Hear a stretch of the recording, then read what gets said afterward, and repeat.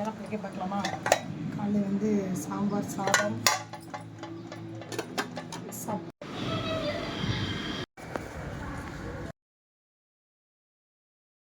Hi families, good morning. செவ்வாய்க்கிழமை காலை வணக்கம் எல்லாருக்குமே. காலையில் இன்றைக்கி பரபரப்பாக கிளம்பியாச்சு. என்னென்ன பிடிக்க பார்க்கலாமா? காலையில் வந்து சாம்பார் சாதம், சப்பாத்தி ஹஸ்பண்டுக்கு, பசங்களுக்கு வந்து பூரி போட்டு கொடுத்துட்டேன். அப்புறம் வந்து முட்டைகோஸ் கூட்டு, சாம்பார். இது வந்து கஞ்சி, நம்மளுக்கு கஞ்சி. ஓகேவா?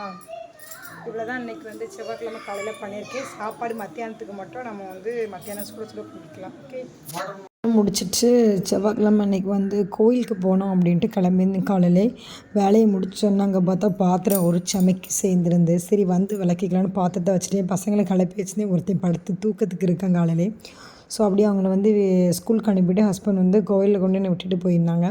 ஸோ அப்படியே கொஞ்சம் நேரம் அமைதியாக மெழுகுவர்த்தி பற்றி வச்சு ப்ரேயர் பண்ணிவிட்டு அப்படியே உட்காந்து அமைதியாக ஜெபம் பண்ணி ப்ரேயர் பண்ணிவிட்டு ஸோ அப்படியே கொஞ்சம் நேரம் உட்காந்துருந்தேன். அப்புறமா ஹஸ்பண்ட் வந்து ஸ்கூலில் விட்டுட்டு வந்திருந்தாங்க. வந்து அப்புறம் என்னை கூப்பிட்டு வீட்டுக்கு வந்தாங்க. ஸோ நான் வந்து கடையில் வந்து பலாப்பழம் வாங்கிட்டு வந்தேன். 50 ரூபான்னு. இது எனக்கு பலாப்பழம்னா ரொம்ப பிடிக்கும். ஸோ அதனால் வாங்கிட்டு வந்தேன். அப்படியே வீட்டுக்கு வந்துட்டோம் 2 பேரும்.